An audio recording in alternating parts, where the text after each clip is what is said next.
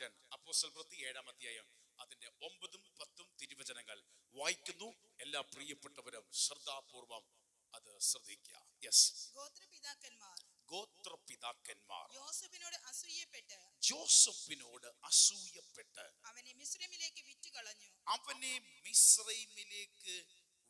കളഞ്ഞു. ഗോത്രപിതാക്കന്മാർ എന്ന് പറയുമ്പോൾ ജേക്കബ് സൺസ്, യാക്കോബിന്റെ മക്കളാകുന്ന ജോസഫിന്റെ സഹോദരന്മാരാകുന്ന പ്രിയപ്പെട്ടവർ അവനെ എന്തു ചെയ്തു?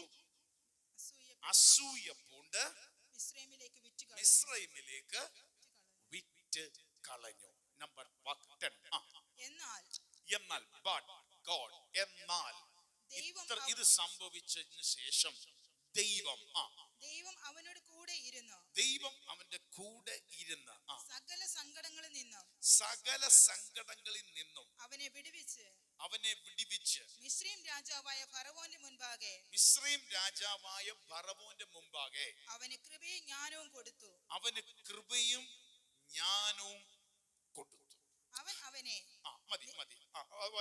അതിനെ മിസ്രയീമിന് തന്റെ സർവ്വഗ്രഹത്തിനും അധിപതിയാക്കി വെച്ചു. ഒരിക്കൽ കൂടെ നമ്മളൊന്ന് വായിക്കാൻ പോവാ. എല്ലാവരും ചേർന്ന് നമ്മളൊന്ന് വായിക്കാൻ പോവാ. 9-ഉം 10-ഉം എല്ലാവരും ചേർന്ന് വായിച്ചോ. ഗോത്രപിതാക്കന്മാർ ജോസഫിനോട് അസൂയപ്പെട്ട് അവനെ മിസ്രയീമിലേക്ക് വിറ്റു കളഞ്ഞു. എന്നാൽ ദൈവം അവനോട് കൂടെ ഇരുന്ന് സകല സങ്കടങ്ങളിൽ നിന്നും അവനെ വിടുവിച്ചു. മിസ്രയീം രാജാവായ ഫറവോന്റെ മുമ്പാകെ അവന് കൃപയും ജ്ഞാനവും കൊടുത്തു. അവനെ മിസ്രയീമിനും തന്റെ സർവ ഗ്രഹത്തിനും അധിപതിയാക്കി വെച്ചു. അടിമയായവൻ സകലത്തിനും അധിപതിയായി മാറി. ഹല്ലേലൂയ. ഒരിക്കൽ കൂടെ പറയുന്നു, അടിമയായി വിറ്റ് കളഞ്ഞവനെ സകലത്തിലും അധിപതിയാക്കി ദൈവം വച്ചു. ഹല്ലേലൂയ. എന്നാൽ ഇതിന്റെ ഇടയ്ക്ക് ഒരു കാര്യം നടന്നു. അസൂയ വന്നു, വിറ്റ് കളഞ്ഞു, അടിമയായി മാറി, പിന്നെ അവസാനം കാണുന്നു സകലത്തിനും അധിപതിയായി തീർന്നു. പക്ഷെ ഇതിന്റെ ഇടയ്ക്ക് ഒരു കാര്യം നടന്നു. ദൈവം അവന്റെ കൂടെ ഇരുന്നു. ഹല്ലേലൂയ. ദൈവം, God who with us, നമ്മുടെ കൂടെ ഇരിക്കുന്ന ഒരു ദൈവം. അവർക്ക് പറ, നമ്മുടെ കൂടെ ഇരിക്കുന്ന ഒരു ദൈവം. നമ്മുടെ കൂടിരിക്കുന്ന ദൈവം. അതിന് വേറൊർത്ഥം ഇതാ, ദൈവത്തിന്റെ ഫേവറും ദൈവത്തിന്റെ ബ്ലെസ്സിങ്ങും ജോസഫിന്റെ കൂടെ ഉണ്ടായിരുന്നു. അടിമയായിട്ട് വിറ്റ് കളഞ്ഞു, പക്ഷെ ദൈവം കൂടിരിക്കുക എന്ന് പറഞ്ഞാൽ എന്തോന്നറിയാം? ദൈവം കൂടിരിക്കുക എന്ന് പറഞ്ഞാൽ എന്താ അറിയാം? ദൈവത്തിന്റെ പ്രസാദവും ദൈവാനുഗ്രഹങ്ങളും അവന്റെ കൂടിരുന്നു. ഹല്ലേലൂയ. ഇവിടെ ഇരിക്കുന്ന ദൂത് പറയാം, നമ്മുടെ സാഹചര്യം എത്ര പന്ന സാഹചര്യം ആയിക്കോട്ടെ, എത്ര വലിയ കുരുക്കി കിടന്നായിക്കോട്ടെ, എത്ര വലിയ പ്രതിസന്ധിക്കകത്തായിരുന്നോട്ടെ, ദൈവം കൂടെ ഉണ്ടെങ്കിൽ, ദൈവം എന്ന് പറഞ്ഞാൽ അത് ദൈവാത്മാവിന്റെ ഫേവറും ദൈവത്തിന്റെ പ്രസാദവും ദൈവത്തിന്റെ അനുഗ്രഹവും നിന്റെ കൂടെ ഉണ്ടെങ്കിൽ മറ്റേതൊന്നും നിനക്ക് വിഷയമല്ല. മറ്റേതൊന്നും നിനക്ക് വിഷയമല്ല. ജീസസ്.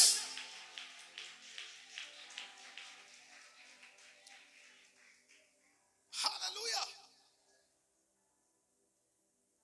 ഈ ലോകത്തിൽ, ഈ മനുഷ്യജാതിയിൽ, മനുഷ്യവർഗത്തിൽ, ഈ മനുഷ്യ ജീവിതത്തിൽ, ഹ്യൂമൻ ലൈഫില് ഏറ്റവും വലിയ ഭയം എന്ന് പറഞ്ഞാൽ, ഞാൻ ഒറ്റപ്പെട്ടു പോയോ, ഒറ്റയ്ക്കാണോ? ഈ ഒരു ഭയം ഏറ്റവും കൂടുതൽ ഭരിക്കുന്ന, മനുഷ്യനെ പേടിപ്പിക്കുന്ന ഒരു സംഭവമാണ് ഒറ്റപ്പെടലിന്റെ അനുഭവം. ഒരു കുഴപ്പമില്ലാതിരിക്കുന്ന വ്യക്തി ഇടയ്ക്ക് ചിന്തിച്ചാലേ എനിക്ക് ആരും ഇല്ലയോ എന്ന്.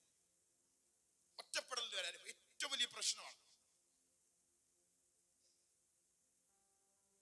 ആൾക്കാർ നമ്മളെ തള്ളിക്കളയുന്നു, ആൾക്കാർ നമ്മളെ അംഗീകരിക്കുന്നില്ല.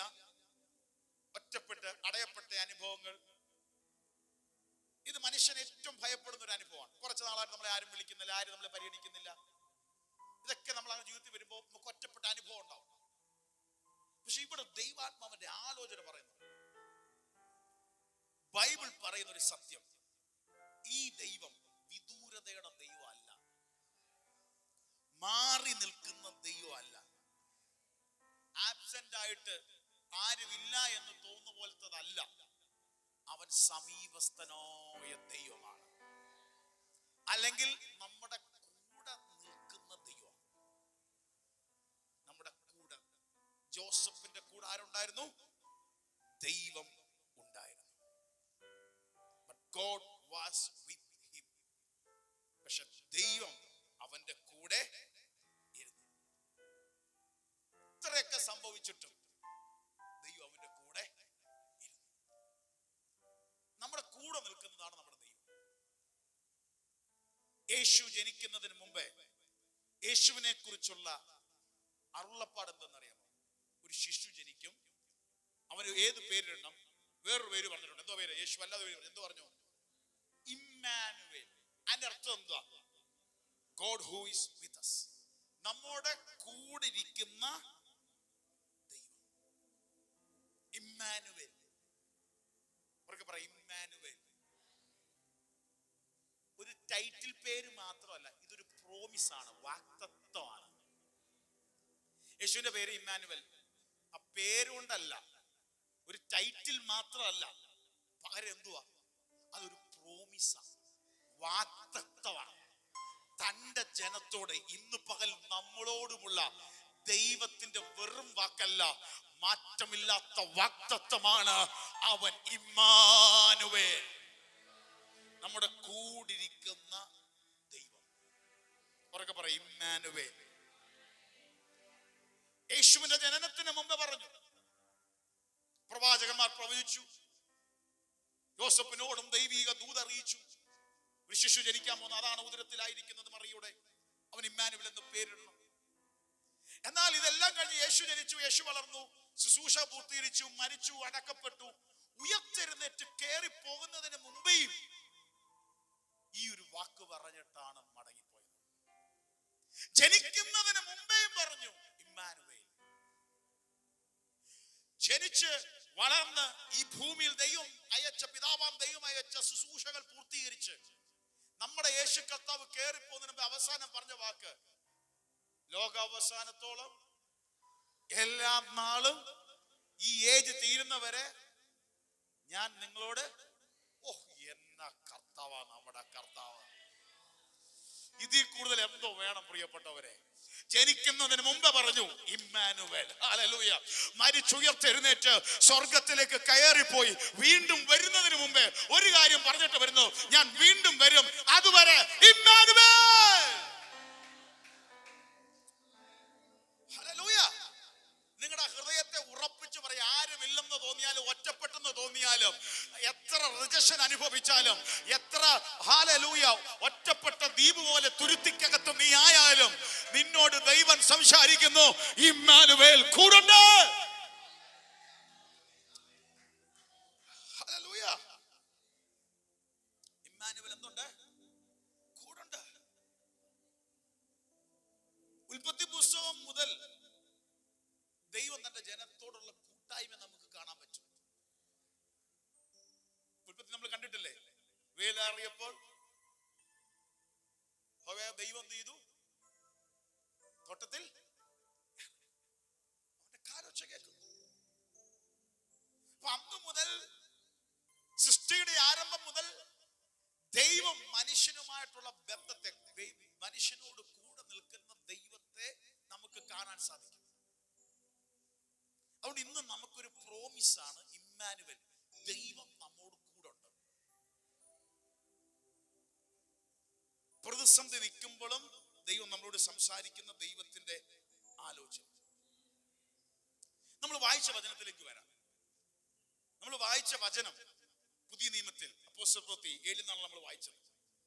സ്തേഫാനോസ് എന്ന് പറയുന്ന മനുഷ്യന്റെ ഒരു പ്രസംഗമാണ്.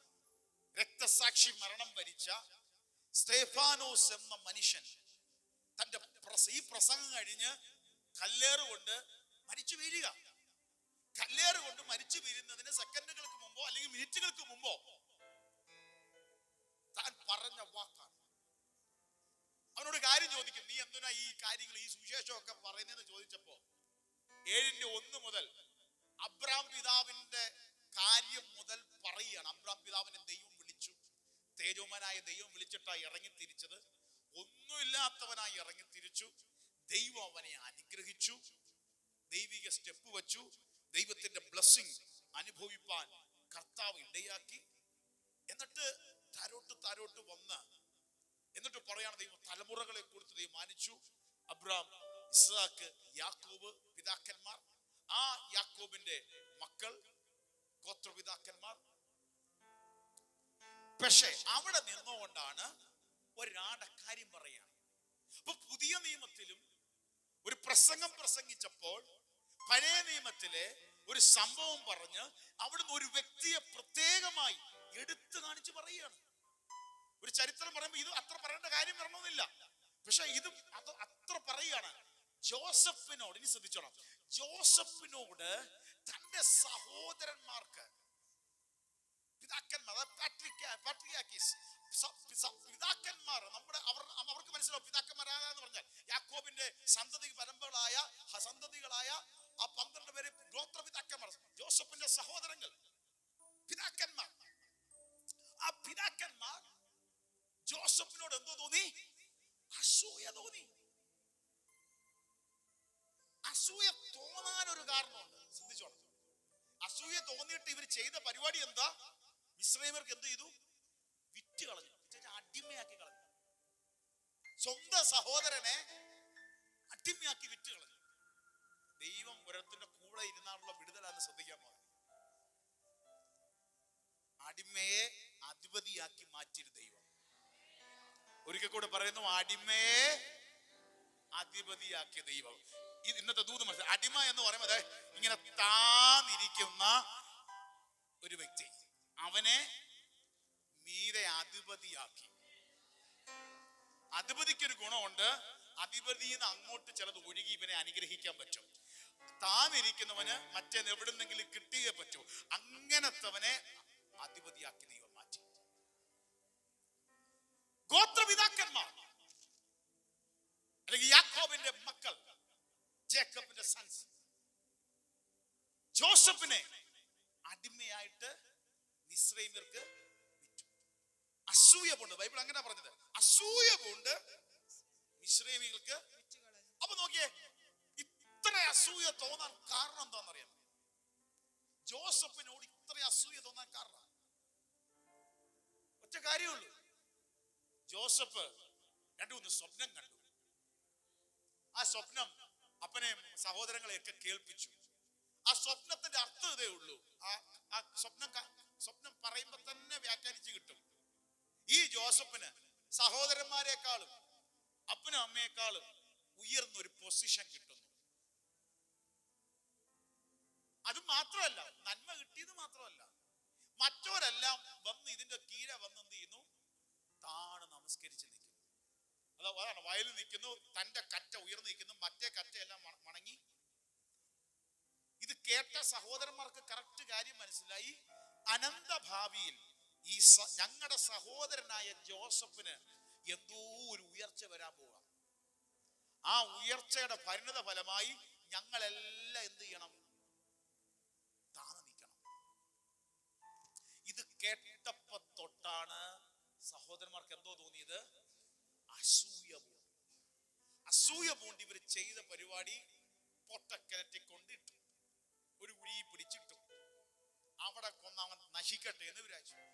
പിന്നെ നമ്മുടെ സഹോദരനല്ലേ, രക്തമല്ലേ, അതിബുദ്ധി കാണിച്ചു. അവനെ നമ്മളായിട്ട് കൊന്നെന്ന് വേണ്ട, ഏറ്റവും വലിയ ടെക്നിക്ക്, അടിമയായിട്ട് വിറ്റാൽ അന്നത്തെ സിസ്റ്റം അനുസരിച്ച് അടിമ എന്നും എന്താണ്?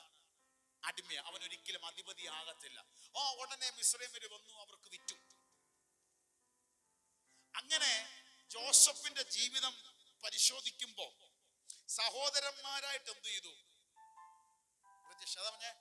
ദൈവം അവന്റെ കൂടെ ഇരുന്നു. എങ്ങനെ വിടിവിച്ചെന്നല്ല, സകല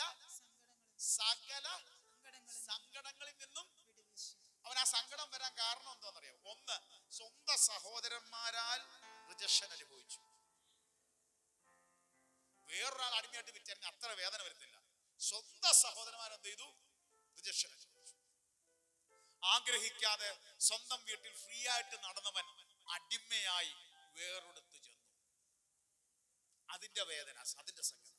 3, ചെയ്യാത്ത തെറ്റ് പോത്തിഫറിന്റെ ഭാര്യ തനിക്കെതിരെ ആരോപണം ഉന്നയിച്ചു. എന്താണ് ചെയ്യാത്ത തെറ്റ്? അത് ഭയങ്കര നമുക്കറിയാം. ചിലരൊക്കെ പ്രാർത്ഥന വിഷയമൊക്കെ വിളിച്ച് പറയുമ്പോൾ പക്ഷെ നമ്മൾ ചെയ്തിട്ടില്ല, പക്ഷെ നമുക്കെതിരെ അല്ലെങ്കിൽ ആ സ്ഥാപനം മറ്റൊരു നമുക്കെതിരെ ആരോപിക്കുന്നത്, ചെയ്ത ജോലി ചെയ്യുന്ന സ്ഥലത്തെ അവരെ നമുക്കെതിരെ നിൽക്കുന്നു. കാരണം നിഷ്കളങ്കയോടെ നിൽക്കുന്ന, പക്ഷെ ചെയ്യാത്ത കാര്യത്തിന് വരുമ്പോൾ മനുഷ്യന് വിഷമമുണ്ടാവും. അപ്പൊ ചെയ്യാത്ത കാര്യം ചെയ്യുന്നു പറഞ്ഞൊരു സങ്കടം.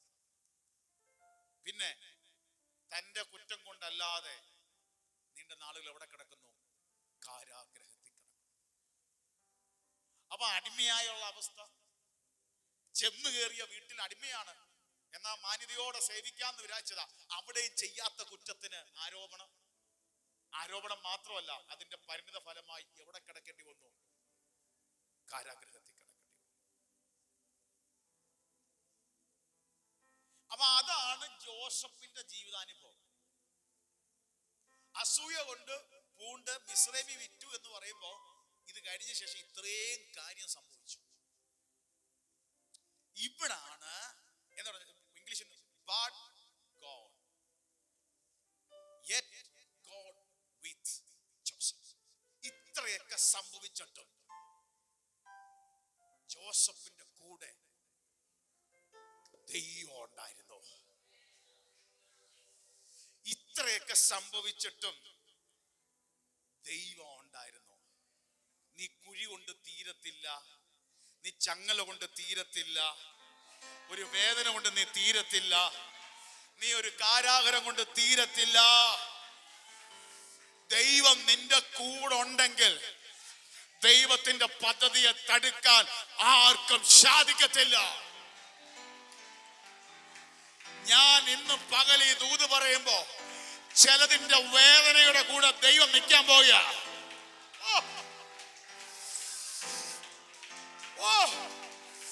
ഈ ജനുവരി മാസം നിന്ന് നിൽക്കുമ്പോ മാതാവേ, പിതാവേ, കുഞ്ഞെ, നീ ചില വേദന കണ്ടല്ലേ, ദൈവം നിന്റെ കൂടെ നിൽക്കാൻ പോയ. ചിലര് നിനക്കെതിരെ സംസാരിച്ചല്ലേ, ദൈവം നിന്റെ കൂടെ നിൽക്കാൻ പോവുക. നീ ഒരു കുഴി കണ്ടല്ലേ, ഒരു പൊട്ടക്കിണർ കണ്ടല്ലേ, ദൈവം നിന്റെ കൂടെ നിൽക്കാൻ പോവുക.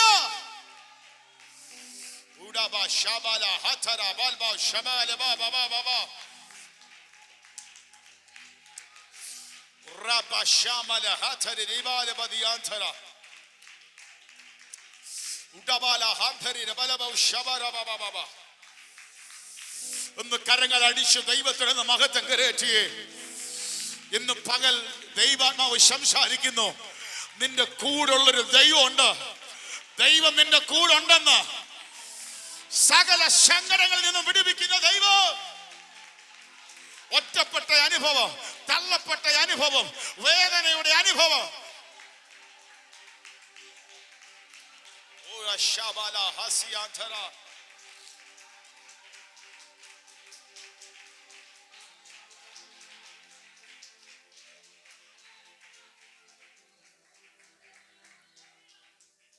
എന്നാൽ ദൈവം അവന്റെ കൂടെ ഇരുന്നു. ഉറക്കെ പറ, എന്നാൽ ദൈവം ജോസഫിന്റെ കൂടെ ഇരുന്നു.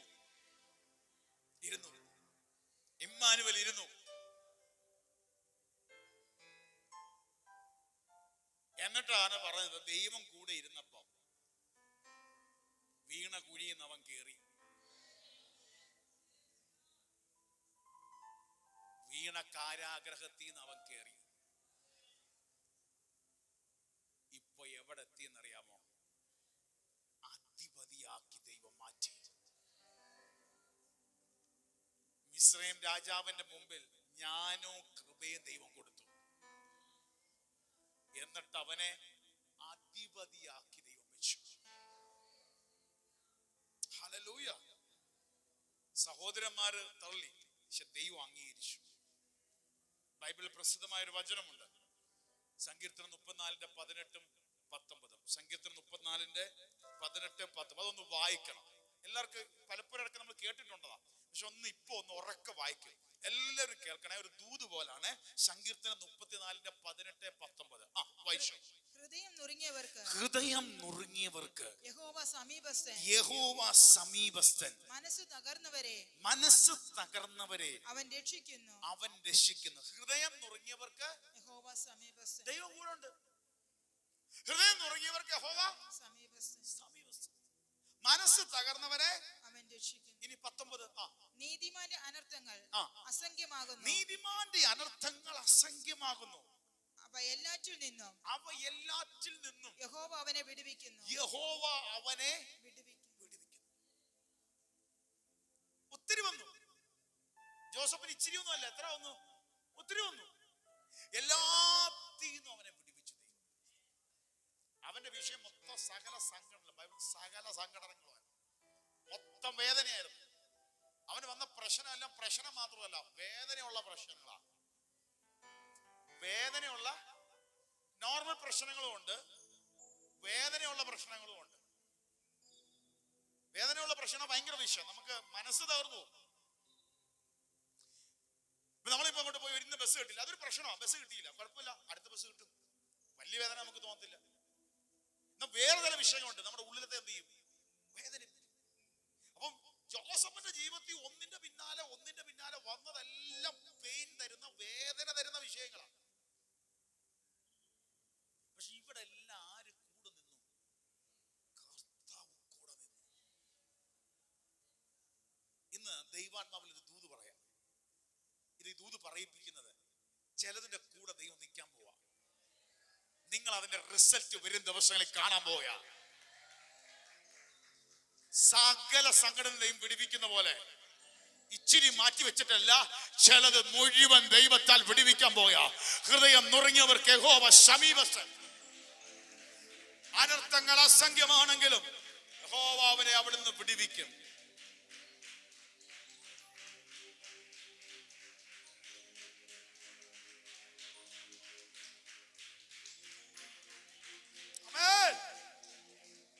ജോസഫിന്റെ ജീവിതത്തിൽ ഒരു കാര്യം മനസ്സിലായി, മനുഷ്യൻ നിന്നെ വിട്ടുപോയാലും ദൈവസാന്നിധ്യം നിന്നെ വിട്ടു പോകത്തില്ല. ജോസഫിനോട് ബൈബിൾ പലപ്പോഴും ഉൽപ്പത്തി പുസ്തകത്തിൽ കാണാൻ പറ്റും. ജോസഫ് ദൈവാത്മാവ് നിറഞ്ഞവനായിരുന്നു. ദൈവം അവന്റെ കൂടെ ഉണ്ടായിരുന്നു. ഹല്ലേലൂയ. ദൈവം അവന്റെ കൂടെ ഉണ്ടായിരുന്നു കൊണ്ട് ദൈവം സകലത്തിലും അവനെ ദൈവം അനുഗ്രഹിച്ചു എന്ന് ബൈബിൾ പല ഭാഗത്ത് നമുക്ക് കാണാൻ പറ്റും. അതിന്റെ അർത്ഥം ഇന്ന് പകലൊരു ദൂത് പറയുന്നു, ആരൊക്കെ മാറി നിന്നാലും, ആരൊക്കെ ഒറ്റപ്പെടുത്തിയാലും, ആര് നിന്റെ കൂടില്ലേലും ദൈവ സാന്നിധ്യം നിന്നെ വിട്ടു മാറത്തില്ല. അവൻ ഇമ്മാനുവേൽ. ലോക അവസാനത്തോളം ആരൊക്കെ അവസാനിച്ചാലും, അവസാനത്തോളം ജോസഫിനെ ദൈവം മാനിച്ചെന്ന് മാത്രമല്ല, 10, 11, 12 താഴോട്ടൊന്ന് വായിച്ചേ. ഒന്നുകൂടെ ശ്രദ്ധിച്ചേ. ഓരോ വാക്കും ദൂതാ. എന്നാൽ ദൈവം അവനോട് കൂടെ ഇരുന്ന് സകല സങ്കടങ്ങളിൽ നിന്നും അവനെ വിടുവിച്ച് മിസ്രയീം രാജാവായ ഫറവോന്റെ മുൻപാകെ അവന് കൃപയും ജ്ഞാനവും കൊടുത്തു. ദൈവം കൊടുത്തു. ദൈവം കൂടുണ്ടെങ്കിൽ ദൈവം ഇത് പകരും. അടുത്ത് അവൻ അവനെ മിസ്രയീമിനും തന്റെ സർവ്വഗ്രഹത്തിനും അധിപതിയാക്കി വെച്ചു. ദേശത്തിനും തന്റെ സർവ്വഗ്രഹത്തിനും മേലും ആർക്ക് അധികം കൊടുത്തു? നീ എത്രത്തോളം കുഴി കാണുന്നോ, എത്രത്തോളം വേദന കാണുന്നോ, ഏതെങ്കിലും വീട് നിന്നെ തള്ളിയിട്ടുണ്ടെങ്കിൽ അപ്പുറത്ത് സകല ഗ്രഹത്തിന്റെയും അധിപതിയാക്കി നിന്നെ മാറ്റാനാണ്. ഒന്ന് മനസ്സിലായോ? എവിടാണോ തള്ളപ്പെട്ടത്, ഏത് ഏരിയയിലാണോ തള്ളപ്പെട്ടത്, അതേ ഏരിയയിൽ നിനക്കൊരു വിടുതൽ ഉടനെ ഉണ്ട്. നിന്നെ തള്ളാൻ ഒരു ഗ്രഹം ഉണ്ടെങ്കിൽ, നിന്നെ പൊട്ടക്കഞ്ചി പിടിച്ചിടാൻ ഒരു ഗ്രഹം വേറെ ഉണ്ടെങ്കിൽ, നിന്നെ അധിപതിയാക്കാൻ വേറൊരു ഗ്രഹത്തെ ദൈവം കരുതി വെച്ചിട്ടുണ്ട്.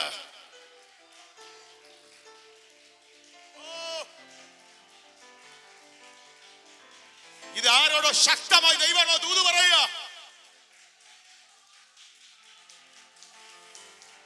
തള്ളപ്പെട്ട ചില വിഷയത്തിന്റെ മേൽ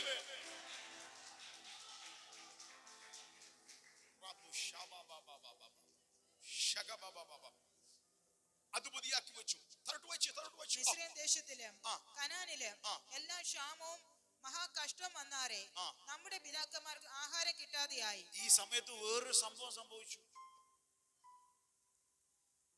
മിസ്രയീം ദേശത്തും കനാനിലും നമ്മുടെ പിതാക്കന്മാരുണ്ടായിരുന്ന കനാൻ ദേശത്തും എന്തുണ്ടായി?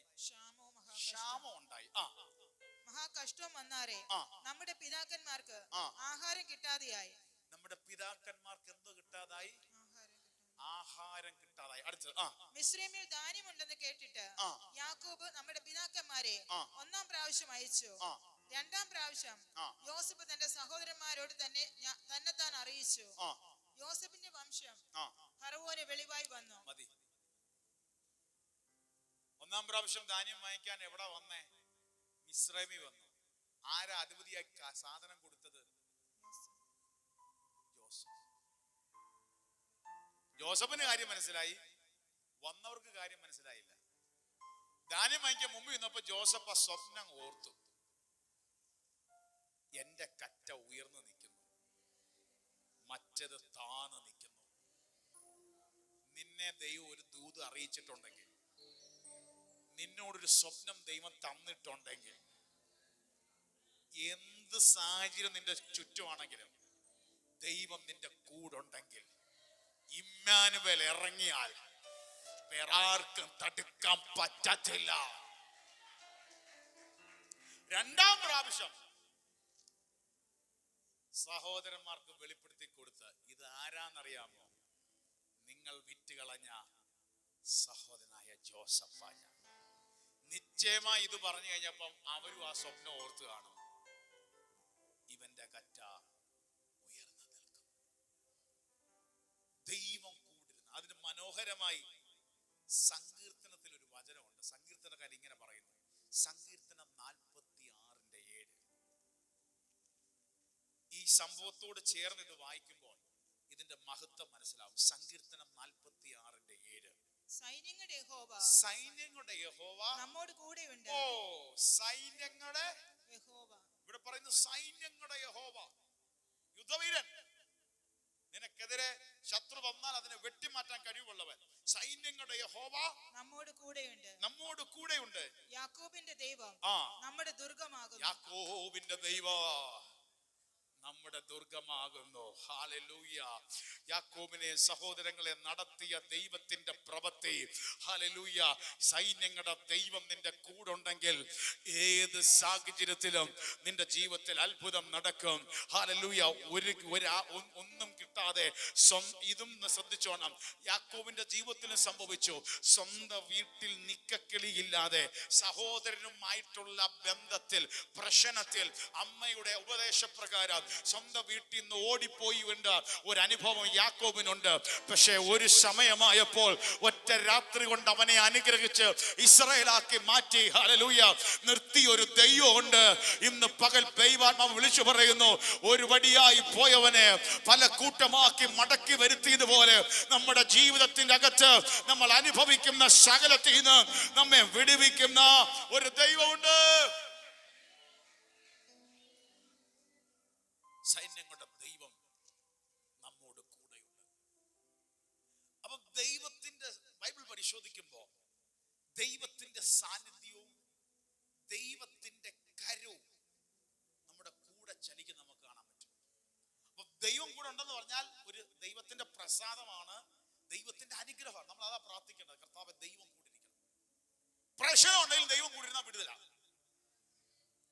പ്രശ്നം നിൽക്കുമ്പോഴും ദൈവം കൂടെ ഉണ്ടെങ്കിൽ അതിന്റെ തെളിവാണ് ജോസഫ് നമ്മളിപ്പോ വായിച്ചത്. Presence of God and hand of God. ദൈവത്തിന്റെ സാന്നിധ്യവും ദൈവത്തിന്റെ കരം. ദൈവം കൂടെ ഉണ്ടെന്ന് പറഞ്ഞാൽ വേറെ അർത്ഥത്തിൽ പറഞ്ഞാൽ ദൈവ സാന്നിധ്യം ഉണ്ട്, ദൈവത്തിന്റെ കരം അനുകൂലമാണ്. ഏത് സാഹചര്യത്തിലും പൊട്ടക്കല്ലിൽ കിടന്നപ്പോഴും കാരാഗരിൽ കിടന്നപ്പോഴും എന്തോ ഉണ്ടായിരുന്നു? ദൈവ സാന്നിധ്യം ഉണ്ടായിരുന്നു. സാഹചര്യം പ്രതികൂലമായപ്പോഴും യോസഫിന് അനുകൂലമായിട്ട് എന്തുണ്ടായിരുന്നു? ദൈവകരം ഉണ്ടായിരുന്നു. ഈ ദിവസങ്ങളിൽ പ്രാർത്ഥന ദൈവ സാന്നിധ്യവും ദൈവകരവും കൂടിരുന്ന് നിന്നെ വിടിവിച്ച് അധിപതിയാക്കുന്ന പോലെ ദൈവം മാനിക്കും. സങ്കീർത്തനം പുറപ്പാട് 33:14-15 വാക്യങ്ങളൊന്ന് വായിച്ചു. 1-2 വചനം ആദ്യം ഒന്ന് ശ്രദ്ധിക്കാൻ പോകുക. സങ്കീർത്തനം പുറപ്പാട് 33:14-15. അതിനുശേഷമാണ് നമ്മൾ സങ്കീർത്തനം 89 വായിക്കുക. അതിനു അവൻ ഒന്ന് ശ്രദ്ധിച്ചോ. പുറപ്പാട് 33:14-15. അതിനു അവൻ എന്റെ സാന്നിധ്യം നിന്നോട് കൂടെ പോരും, എന്റെ സാന്നിധ്യം നിന്റെ കൂടെ പോരും, ഞാൻ നിനക്ക് സ്വസ്ഥത നൽകുമെന്ന് അരുളി ചെയ്തു. 15. അവൻ അവനോട് തിരുസാന്നിധ്യം എന്നോട് കൂടെ പോരുന്നില്ല എങ്കിൽ, തിരുസാന്നിധ്യം എന്റെ കൂടെ പോരുന്നില്ല എങ്കിൽ ഞങ്ങളെ ഇവിടെ നിന്ന് പുറപ്പെടുവിക്കരുതേ. ദൈവദാസൻ പറയാണ്, ഞങ്ങൾ ഇവിടുന്ന് പുറപ്പെടണമെങ്കിൽ എന്തോ വേണം, നിന്റെ സാന്നിധ്യം വേണം. സാന്നിധ്യം ഉണ്ടെങ്കിൽ ഞങ്ങൾക്ക് സ്വസ്ഥതയാണ്. സാന്നിധ്യം ഉണ്ടെങ്കിൽ എല്ലാം ഉണ്ട്. ഒരു പ്രാർത്ഥന, കർത്താവേ ഞങ്ങൾ സ്റ്റെപ്പ് വെക്കുക, നിന്റെ സാന്നിധ്യം വേണം. സാന്നിധ്യം ഇല്ലാതെ യാത്രയുടെ സന്തോഷം വേണ്ട, ദൈവ സാന്നിധ്യം വേണം. ഇന്നൊന്ന് പ്രാർത്ഥിക്കണം, കർത്താവേ നിന്റെ സാന്നിധ്യം എന്റെ കൂടെ പുറപ്പെടും. ദൈവ സാന്നിധ്യം ഉണ്ടെങ്കിൽ അത് അനുഗ്രഹം. ആ വാക്ക് എന്റെ സാന്നിധ്യം നിന്റെ കൂടെ പോരും, ഞാൻ നിനക്ക് സ്വസ്ഥത നൽകും. ഈ സ്വസ്ഥത എപ്പോഴാ അനുഭവിക്കുന്നറിയാം? ദൈവ സാന്നിധ്യത്തിൽ. നിങ്ങൾ ശ്രദ്ധിച്ച പ്രാക്ടിക്കലായിട്ട് പറയാം, പ്രായോഗികമായി പറയാം. വല്ലാതെ അസ്വസ്ഥത ദിവസങ്ങളിൽ അനുഭവിക്കുന്നെങ്കിൽ നമ്മൾ പ്രാർത്ഥിക്കണം, കർത്താവ് നിന്റെ സാന്നിധ്യം വെളിപ്പെടും. പ്രശ്നം മാറുന്നതല്ല, പ്രശ്നം ചിലപ്പോൾ എല്ലാവർക്കും ഉണ്ടാകാം. പക്ഷെ ഇതിന്റെ മധ്യത്തിൽ നമുക്ക് ദൈവ സാന്നിധ്യം അനുഭവിക്കാം. ആ സാന്നിധ്യത്തിന്റെ കുറവ് അല്ലെങ്കിൽ ആ അനുഭവിക്കാൻ അങ്ങോട്ട് പറ്റുന്നില്ലെങ്കിലാണ്, നമുക്കത് വെളിപ്പെട്ട് വരുന്നില്ലെങ്കിലാണ് നമ്മൾ ഒത്തിരി അങ്ങ് അസ്വസ്ഥതപ്പെടും. അസ്വസ്ഥപ്പെടുമ്പോൾ മനസ്സിലാക്കാൻ കുറച്ചും കൂടെ കർത്താവ് നീ എന്നെ നിറക്കണേ എന്നങ്ങ് പ്രാർത്ഥിച്ചാൽ ആ നിറവ് നമുക്ക് അനുഗ്രഹമായിരിക്കും. ഈ സാന്നിധ്യത്തിന്റെ അനുഭവത്തിൽ നിന്ന് മാറുമ്പോഴാണ് നമ്മൾ കിടന്നങ്ങ് പടയ്ക്കുന്നത്, നമ്മൾ അസ്വസ്ഥപ്പെടുന്നത്. അതിനിടയ്ക്കാണ് നമ്മൾ നെഗറ്റീവ് വാക്കുകൾ പറയുന്നത്. നമ്മുടെ സ്വഭാവത്തെ വരെ അങ്ങ് ബാധിക്കും.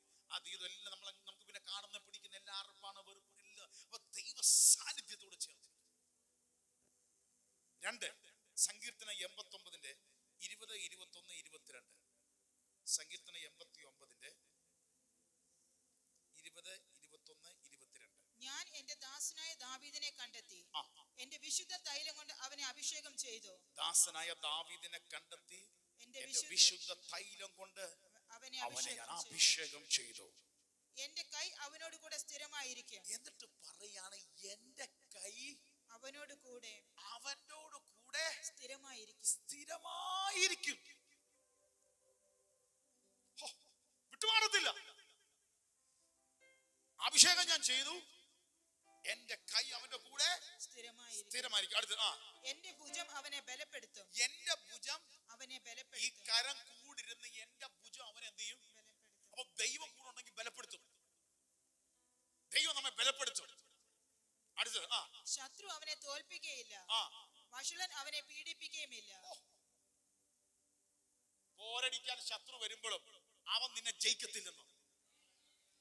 വഷളന്മാരുണ്ടല്ലോ, വഷളൻ നിന്നെ പീഡിപ്പിക്കത്തില്ല, നമ്മളെട്ട് വല്ലാതെ ഞെരുക്കത്തില്ല, നമ്മളെട്ട് വല്ലാതെ ടോർച്ചർ ചെയ്യത്തില്ല, നമ്മളെട്ട് വല്ലാതെ വരിഞ്ഞു മുറുക്കത്തില്ല. ഒരു വഷളനും നിന്നെ പീഡിപ്പിക്കത്തില്ല, ഒരു ശത്രു നിന്നെ തോൽപ്പിക്കത്തില്ല. കാരണം ദൈവത്തിന്റെ കൈ നിന്നോട് കൂടെ ഇരുന്നു. ഹല്ലേലൂയ. അതിന്റെ അർത്ഥം എന്താ? ദൈവത്തിന്റെ കൈ നിന്റെ കൂടെ ഉണ്ടെങ്കിൽ, ദൈവത്തിന്റെ കൈ നിനക്ക് അനുകൂലമായി ചലിച്ചാൽ, നിന്നെ പീഡിപ്പിക്കാൻ വരുന്ന ഏത് വശനാകട്ടെ, അത് രോഗമാകാം, അത് അസമാധാനമാകാം, മറ്റെന്ത് വിഷയമായിക്കട്ടെ, അതിന്റെ മേൽ നിനക്കൊരു ജയമുണ്ട്. വിശ്വസിക്കുന്നവർ കരങ്ങൾ അടിച്ച്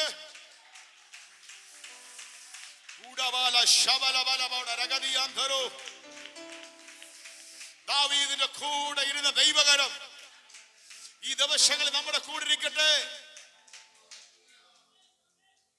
അമ്മേ, ദൈവകരം കൂടിരുന്ന വേറെ ഗുണമുണ്ട്. എന്തെങ്കിലും നഷ്ടപ്പെട്ടു പോയാൽ തിരിച്ചു പിടിക്കാൻ പറ്റും. നഷ്ടപ്പെട്ടു പോയാൽ എന്ത് ചെയ്യാൻ പറ്റും? പെട്ടെന്ന്. ഇത് മെസ്സേജിലുള്ളതല്ല, പരിശുദ്ധാത്മാവിൽ തരുന്ന പെട്ടെന്ന്. ഹല്ലേലൂയ. ദാവീദ് ശൗമേലിന്റെ പുസ്തകത്തിലാന്ന് തോന്നുന്നു, സിക്ലാഗിൽ എത്തിയപ്പോ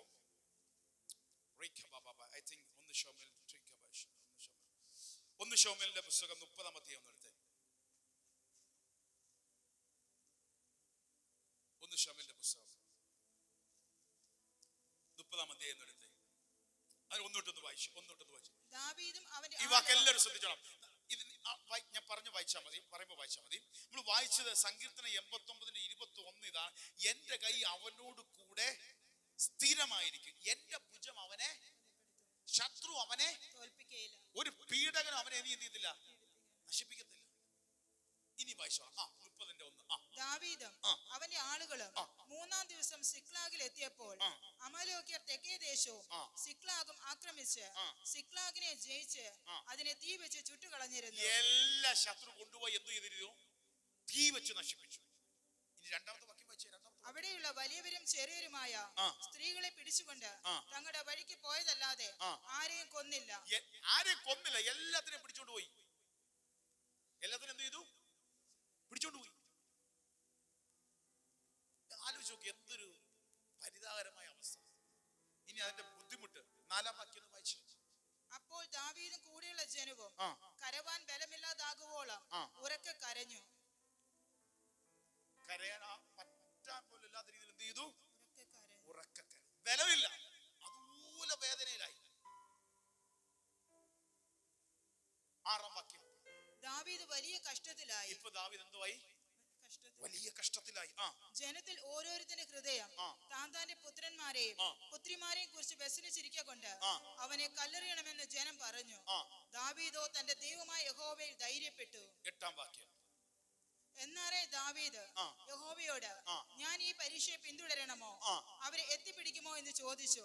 പിന്തുടരുക, നീ അവരെ നിശ്ചയമായി എത്തിപ്പിടിക്കും, സകലവും വീണ്ടുകൊള്ളുമെന്ന് അരുളപ്പാടുണ്ടായി.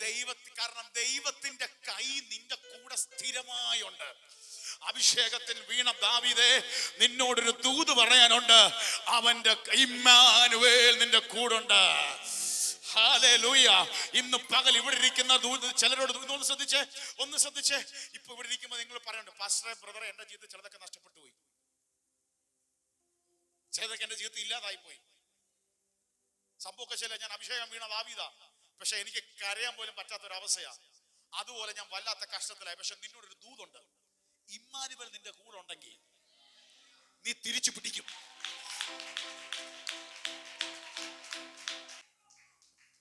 കരയാൻ പോലും ബലമില്ലാത്തവൻ, വലിയ കഷ്ടത്തിലായവൻ, എനിക്കിതൊക്കെ പറ്റുമോ, ഞാനിത് പിന്തുടരാൻ പറ്റുമോ എന്ന് നിരാശയോടെ ചോദിച്ചവൻ, ദൈവം പറഞ്ഞു നിനക്ക് പറ്റും, ഞാൻ കൂടെ ഉണ്ടെങ്കിൽ നിനക്ക് പറ്റും. ഈ ബലത്തോടെ ദാവീദ് ഒരു പോക്ക് പോയി. ഇനി ശ്രദ്ധിച്ചോണം, ദാവീദ് ഒരു പോക്ക് പോയി. അതിന്റെ 17 തൊട്ട് 20 വരെ ഒന്ന് വായിച്ച എല്ലാവരും ശ്രദ്ധിച്ചോണേ. നമ്മൾ എപ്പോഴും ശ്രദ്ധിക്കുന്ന വചനങ്ങളല്ല, ഇത് ഭയങ്കര ശക്തമേറിയ ദൂത. ഹല്ലേലൂയ. ദാവീദ് അവരെ സന്ധ്യ മുതൽ പിറ്റേന്നാൾ വൈകുന്നേരം വരെ സംഹരിച്ചു. ഒട്ടകപ്പുറത്ത് കയറി ഓടിച്ചു പോയ 400 ബാല്യക്കാർ അല്ലാതെ അവരിൽ ഒരുത്തനും ഒഴിഞ്ഞു പോയില്ല. അമാലേക്യർ അപഹരിച്ചു കൊണ്ടുപോയതൊക്കെയും ദാവീദ് വീണ്ടുകൊണ്ടു. ഒരിക്കൽ കൂടെ വായിച്ചു, ഉറക്കോ ചിലരും കേട്ടെ. അമാലേക്യർ അപഹരിച്ചു കൊണ്ടുപോയതൊക്കെയും ദാവീദ് വീണ്ടുകൊണ്ടു. തന്റെ 2 ഭാര്യമാരെയും ദാവീദ് ഉദ്ധരിച്ചു. അവർ അപഹരിച്ചു കൊണ്ടുപോയത് ചെറുതോ വലുതോ പുത്രന്മാരോ പുത്രിമാരോ കൊള്ളയോ യാതൊന്നും കിട്ടാതിരുന്നില്ല. ദാവീദ് എല്ലാം മടക്കി കൊണ്ടുപോന്നു. എല്ലാം മടക്കി പിടിച്ചു. ഒന്നും കിട്ടാതിരുന്നില്ല, എല്ലാം മടക്കി പിടിച്ചു. നന്മയില് വിടുതല്, കുടുംബത്തിൽ വിടുതല്, പുത്രന്മാരും തലമുറയിൽ വിടുതല്, എല്ലാ ഏരിയയും തിരിച്ചു പിടിച്ചു. എല്ലാ ഏരിയയും തിരിച്ചു പിടിക്കാൻ പറ്റും. ആമേൻ. അടുത്തത് ദാവീദ് ആടുമാടുകളെ ഒക്കെയും പിടിച്ചു. നന്മയും കിട്ടി, ആടുമാടുകളെ പിടിച്ചു. അവയെ അവർ തങ്ങളുടെ നാൽക്കാലികൾക്ക് മുമ്പായി തെളിച്ചു നടത്തിക്കൊണ്ട് ഇത് ദാവീദിന്റെ കൊള്ള എന്ന് പറഞ്ഞു. നാട്ടുകാർ പറയാ, ഇപ്പൊ ദാവീദ് എന്ത് ചെയ്തു? കൊള്ളയടിച്ച പോലെ ഇതിനെല്ലാം കൂടെ നടത്തിക്കൊണ്ട് തിരിച്ച് അങ്ങോട്ട് കൊണ്ടുപോവാ.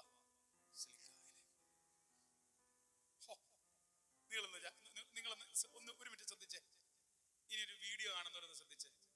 ദാവീദ് കണ്ട് ഈ പട്ടണത്തിൽ സിക്ലാഗിൽ ചെന്ന് നോക്കിയപ്പോ നെഞ്ചത്തടിക്കാൻ കരയുന്ന അവസ്ഥ. എല്ലാം പോയി, ആടില്ല മാടില്ല, കൊള്ളയല്ല ചുട്ടരിഞ്ഞ് എല്ലാത്തിനെയും പിടിച്ചോണ്ട് പോയി. വിഷമിച്ചിരുന്നു. ദൈവം കൂടെ ഉണ്ടെന്ന് പറഞ്ഞു, ഇറങ്ങിച്ചെന്നോ, തിരിച്ചു പിടിച്ചു. തിരിച്ചു പിടിച്ചിട്ട് ഇതിനെയൊക്കെ നടത്തിക്കൊണ്ടൊരു വരവുണ്ട്. ഒന്ന് ഒന്ന് കണ്ടേ. വരുമ്പം നാട്ടുകാർ പറയാ, നേരത്തെ ഇവന്റെ എല്ലാം കൊള്ളയടിച്ചേ എന്തേ ദൈവം കൂടെ ഉണ്ടെന്ന് പറഞ്ഞിട്ട് എന്തിയേ? ഇപ്പം പറയാതെ ഇവൻ മൊത്തം കൊള്ളയടിച്ചേ ഇത് ദാവീദിന്റെ കൊള്ള എന്ന് പറഞ്ഞ സകലതിനെ കൊണ്ട് ജീസസ് യെസ്, ഇത് സംഭവിക്കാനാ. ഇത് നിന്റെ കൂടാരത്തിൽ സംഭവിക്കാം.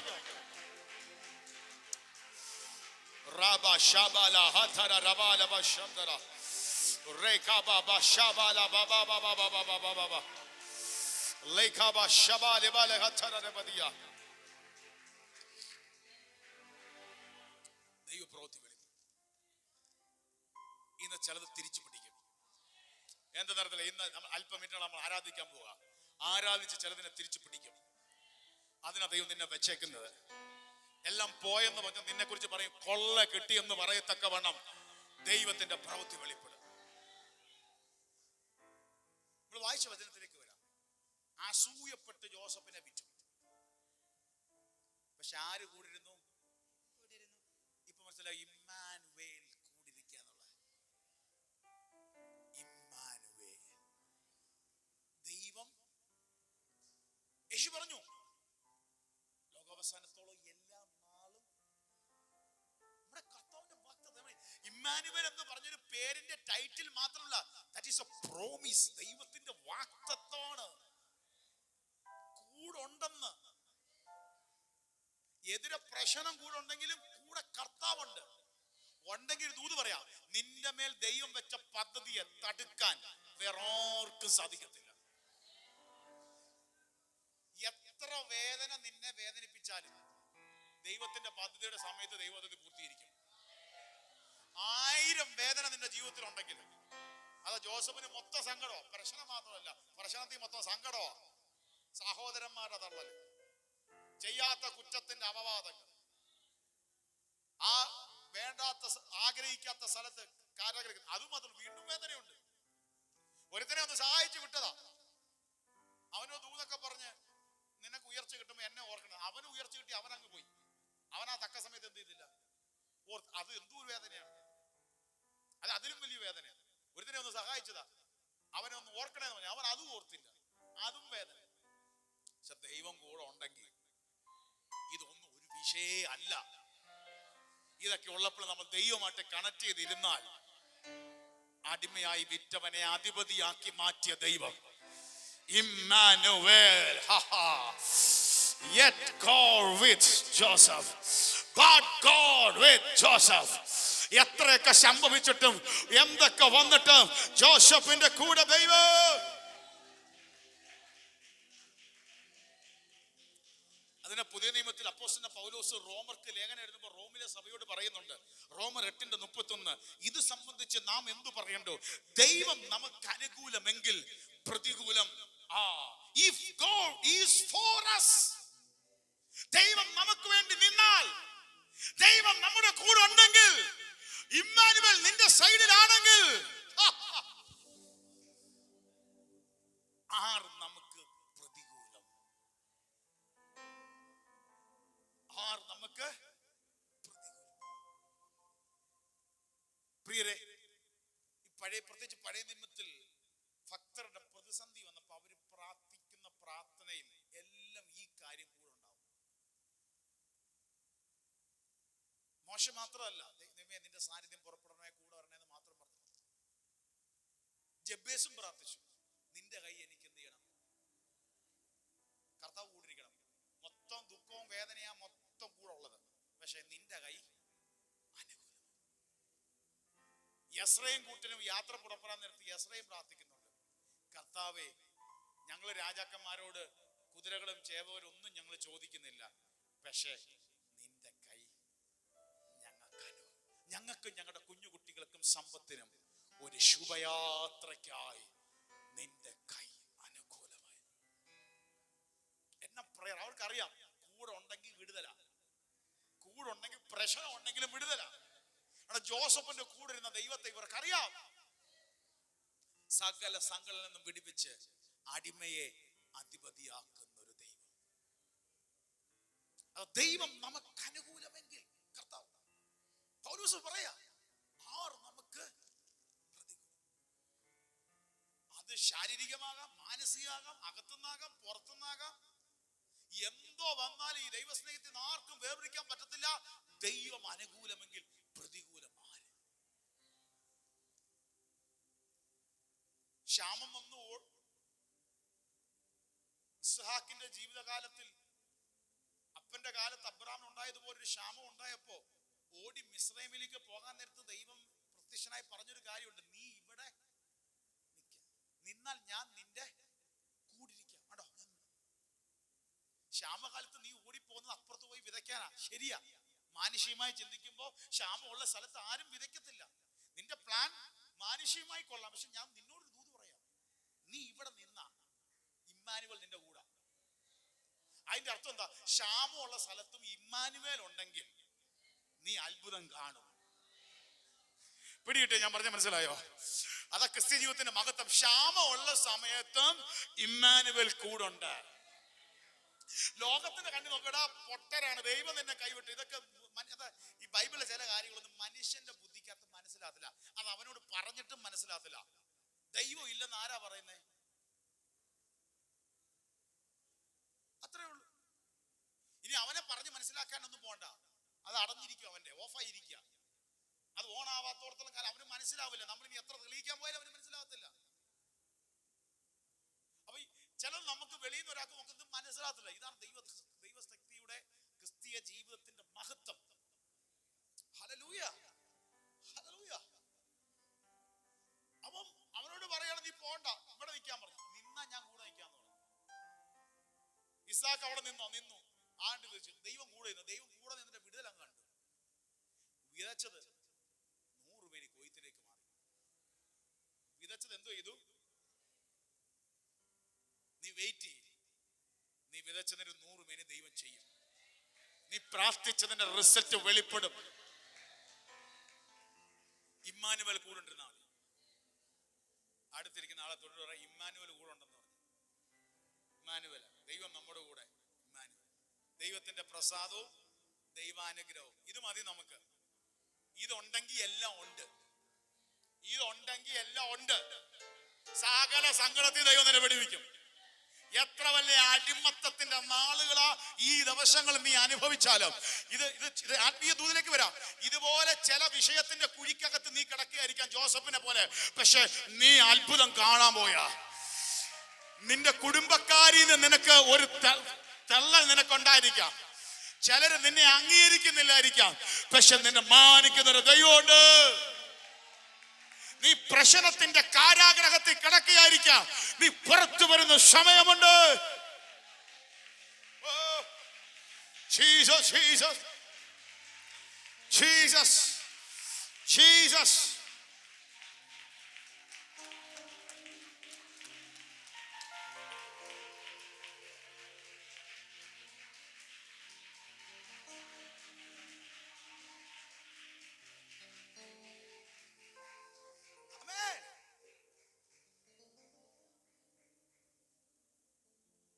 ദൈവം അത് ചെയ്യും.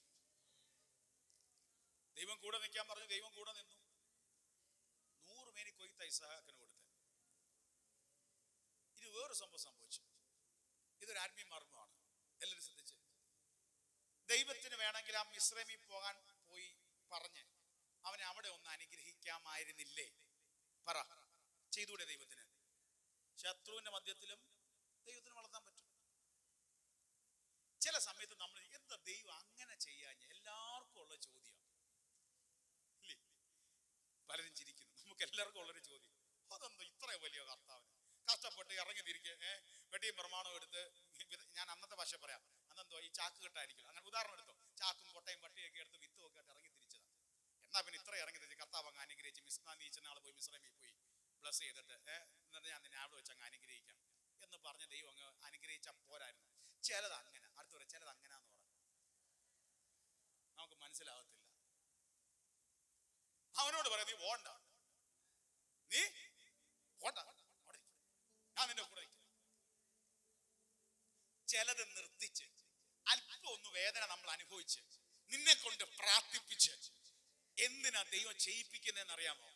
നിന്റെ അന്നത്തെ അന്നത്തിന്റെ വിടുതലും മാത്രമല്ല, ഇത് 100 മേനി കഴിഞ്ഞപ്പോ ദൈവം ഒരു ദൂത് കൊടുത്തു. നിന്റെ അപ്പന്റെ കാലത്തുണ്ടായിരുന്നതും ശത്രുക്കൾ മണ്ണിട്ട് മൂടിയ ഉറവ കിടപ്പുണ്ട്, അത് നീ തിരിച്ചു വീണ്ടും കുഴിക്കണം. പറഞ്ഞ മനസ്സിലായോ?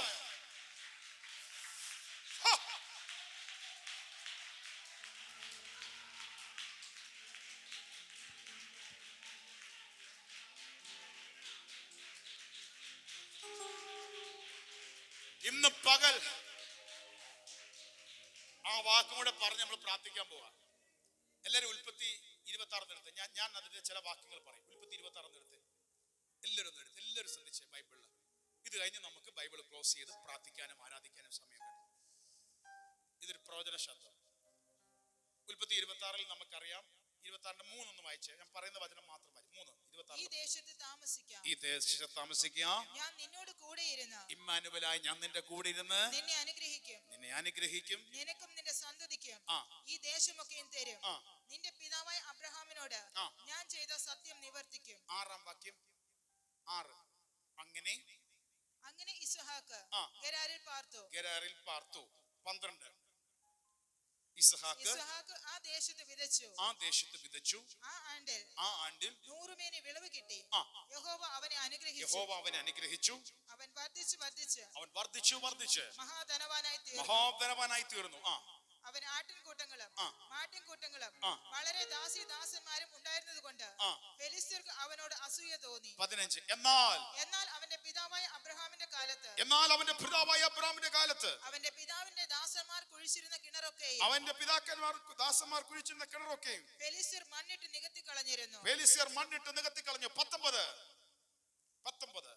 ഇസ്ഹാക്കിന്റെ ദാസന്മാർ ആ താഴ്വരയിൽ കുഴിച്ചു നീരുറവുള്ള ഒരു കിണർ കണ്ടു.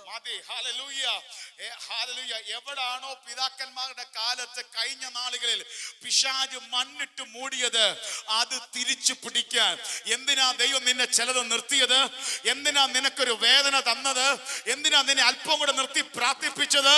ചിലതിന്റെ മേലൊരു ആഴത്തിൽ ഒരു വിടുതൽ ദൈവം ചെയ്യാൻ. കരമടിച്ചൊന്ന് ആരാധിച്ചോ. ഈ ജനുവരി മാസം അവസാനത്തെ ആഴ്ചയിൽ ഈ 28-ാം തീയതി ആരാധിക്കുന്ന ദൈവ പൈതലെ, ചില മണ്ണിട്ട് മൂടിയതല്ല, നീ ആരാധിച്ചു പ്രാർത്ഥിച്ച് തിരിച്ചു കുഴിക്കാൻ പോകുക. ഉറവകൾ വെളിപ്പെടുന്നു.